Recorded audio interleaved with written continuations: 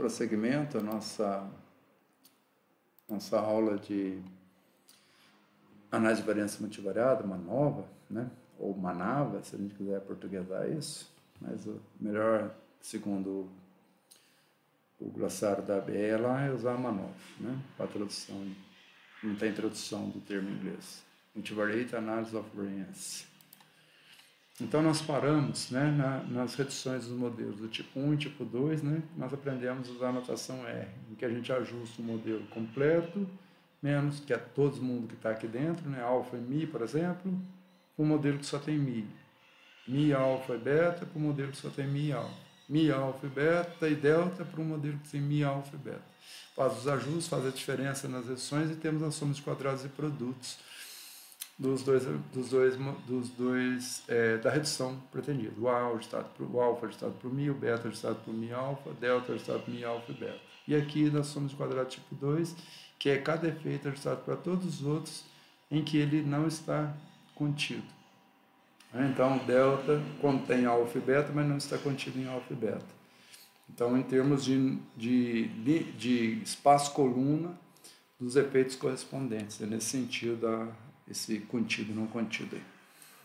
Então, se nós observarmos aqui, a única diferença da tipo 1 e tipo 2 nessa sequência que nós adotamos no modelo linear completo, nas reduções sequenciais, que é tipo 1 é isso, depende da ordem de entrada do modelo, para tipo 2 que não depende da ordem de entrada do modelo, é que aconteceu só uma diferença aqui na R de alfa para mi e beta, né, do alfa, que aqui está ajustado só para mi e aqui está ajustado para mi e beta. Então, para obter essa soma de quadrado, entre todas as somas de quadrado obtidas, a gente precisa de um modelo que tem mi, alfa e beta, que nós já havíamos computado, e de um modelo que tem mi e beta só, que é o do lado direito da barrinha. Então, essa parte aqui, nós temos que ajustar o modelo mi e beta, fazemos as reduções, eliminamos na matriz B, que eu chamei de x4 aqui, na matriz x1, se a gente elimina, né, a gente já tinha eliminado os deltas, se a gente elimina os alfas, os colunas correspondentes aos efeitos dos alfas, e na B4 as linhas correspondentes aos alfas, a gente ajusta esse modelo, faz a redução dele, que é o mi e beta, e aí faz a conta necessária, lá, que é uma diferençazinha, para obter a soma de quadrado tipo 2 naquela primeira linha da matriz anterior. Então, as ideias apresentadas para o modelo com dois fatores de interação podem ser extrapoladas para outros modelos com diferentes números de efeitos. Em alguns casos, né, como o delineamento inteiramente casualizado, com um fator só, não faz sentido considerarmos a soma de quadrados e produtos tipo 2, pois o único fator é ajustado somente para o termo da constante do modelo. Então, não tem sentido falar em soma de quadrado tipo 2, porque tipo 1 e tipo 2 seriam equivalentes. Se, por outro lado, nós tivermos vários fatores, mesmo inteiramente casualizado, mas o conjunto de dados for balanceado, as somas de quadrados de produtos de diferentes tipos são idênticas se as somas de quadrados de produtos do tipo 1 forem obtidas em um modelo cujas ordens das interações são posteriores às ordens dos efeitos principais. Então, elas seriam equivalentes. Mas, se não forem balanceadas, elas serão diferentes. Então, a gente tem que optar por algum tipo de somas de quadrados desses aí, ou somas de quadrados de produtos, né, que nós estamos falando do caso multivariado. Agora, nós temos ainda um tipo adicional, que é a soma de quadrados de produtos do tipo 3, ou, se for um caso univariado, a soma de quadrados do tipo 3, né, que nós vamos tecer alguns comentários agora. A soma de quadrados de produtos do tipo 3, uma vez impostas restrições paramétricas sobre todos os efeitos do modelo, que são restrições do tipo soma zero, soma dos vetores alfas i igual a zero, soma dos beta i igual a zero, soma dos efeitos de interação, os delta j, dos vetores delta j igual a zero, para todos os p variáveis, ele é composto de p variáveis, em relação ao índice i, em relação ao índice j. Então, isso gera uma série de restrições. E a gente faz uma matriz x que envolve essas restrições. A gente simplifica a matriz x. Então, entre as diversas opções para impor restrições paramétricas, está a possibilidade de reparametrização. E com isso a possibilidade de realizarmos alterações apenas na matriz do modelo X. Então, se a gente faz isso, a gente obtém o ajuste de um modelo de um efeito de um modelo para todos os outros, com a restrição tipo soma zero. Nós temos a soma de quadrados e produtos do tipo 3. Mas, infelizmente, essa alternativa não é muito simples de ser aplicada na prática. principalmente se houver perda de caselos ou desconexão, que a gente chama, pois as reparametrizações dos efeitos de interação não são triviais.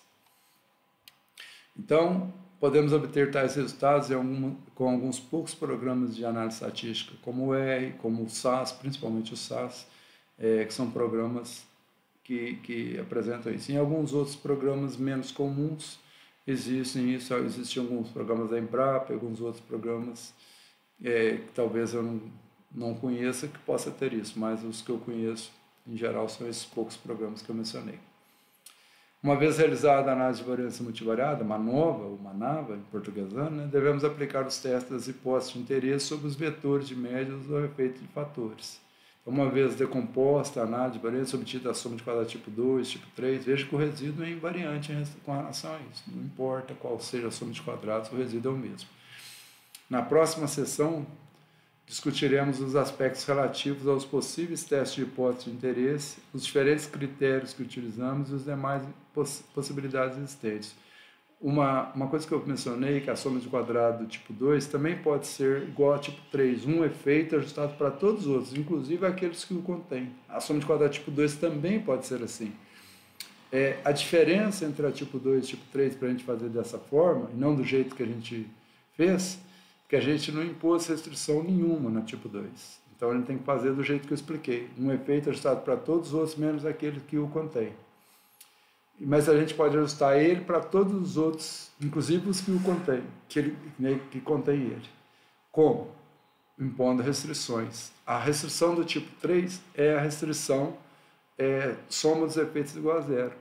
E a restrição do tipo 2, que levaria ao mesmo resultado sem impor restrição do jeito que eu expliquei anteriormente, é restrição soma ponderada dos efeitos em relação aos pesos que serão ponderados, dessa ponderação, soma dos efeitos ponderados igual a zero. E os pesos vêm do número de observações que cada nível de cada fator que nós estamos considerando foi obtido. Por exemplo, o alfa 1, o alfa 1 ele veio de 10 repetições, então é ponderado por 10. O alfa 2 veio de 5, então multiplica por 5. Então 10 vezes alfa 1 mais 5 vezes alfa 2 e assim por diante é igual a zero.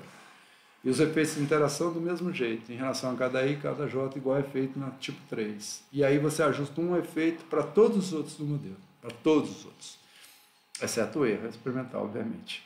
Então, com isso, nós temos a soma de quadrado tipo 2 também, obtido dessa forma, que é mais difícil ser obtido porque nós temos que impor essas restrições, que também não é muito trivial, como comentei anteriormente. Convém salientar que os resultados obtidos no caso multivariado da análise de variância diferem dos obtidos no caso univariado, essencialmente por se tratar de matriz de somas de quadrados e produtos, e não apenas de uma soma de quadrados, que são as quantidades escalares, no caso univariado. Então, o teste F aplicado no caso univariado não é realizado de maneira tradicional, pois envolveria razão de matriz, uma matriz dividida por outra, que não é possível fazer, porque isso não existe.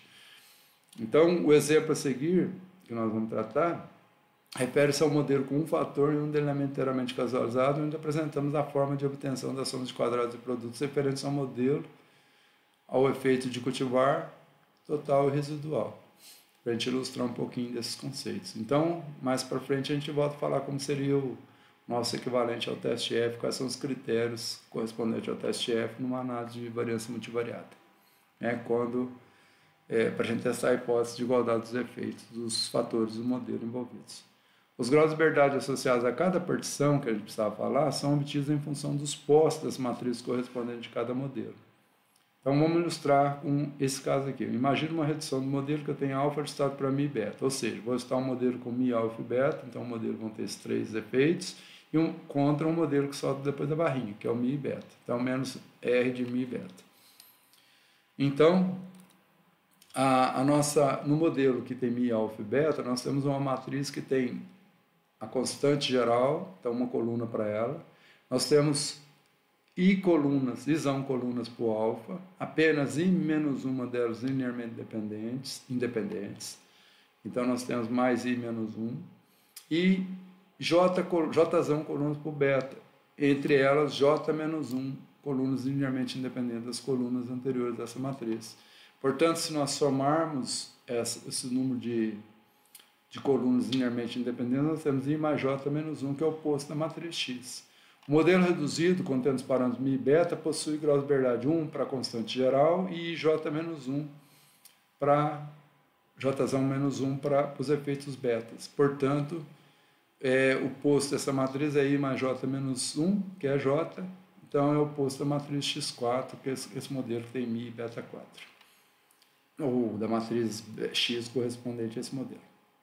Assim, os graus de liberdade associados à matriz de somas de quadrados e produtos dessa hipótese, né, essa matriz de somas de quadrados H aqui, que é o alfa ajustado para μ e beta, são dados pela diferença. Então, o grau de liberdade da matriz H é I mais J menos 1, que é essa parte aqui, que é o oposto da matriz que tem esses três efeitos, menos o oposto da matriz que tem o efeito μ e beta, que é J.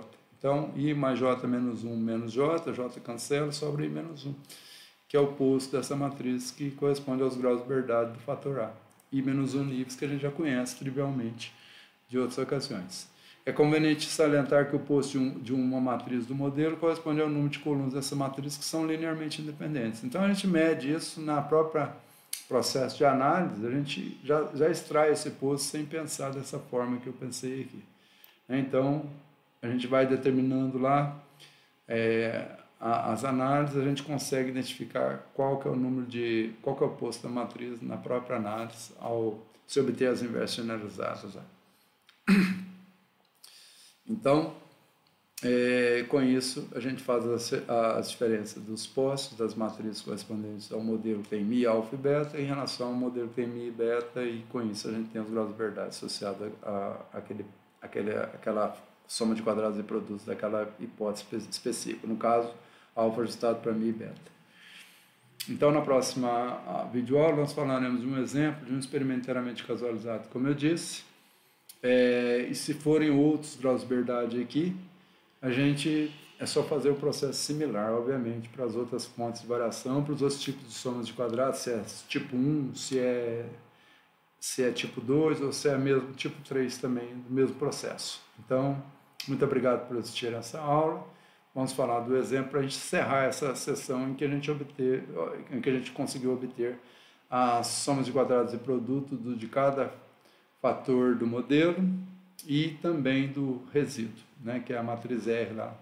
E com isso a gente monta a decomposição das somas de quadrados e produtos do nosso modelo completo, né, para cada fator e para o resíduo, considerando as somas de quadrados tipo 1, tipo 2 e, como eu mencionei, a tipo 3, que a gente não detalhou aqui. As mais comuns e mais fáceis de obter é tipo 1 e tipo 2, e essas facilmente a gente consegue no R, por exemplo.